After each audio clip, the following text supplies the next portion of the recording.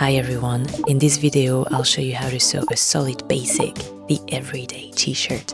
Relaxed fit, crew neck, folded sleeves. You want to pick a light or mid-weight knit fabric. For this version with thin stripes, I picked a cotton knit with 5% of elastan. It's a very soft jersey that feels more like knitwear than the usual smooth cotton jerseys. And in this tutorial, I'll be using a non-stretchy knit cotton, very much dry and a bit stiff like many t-shirts are made of in stores. Now for the neckband. If your fabric is stretchy, you can cut the neckband in it. If it's not, you'll have to use some ribbing, smooth or striped, as I'm going to do in this tutorial. Let's move on to the tutorial.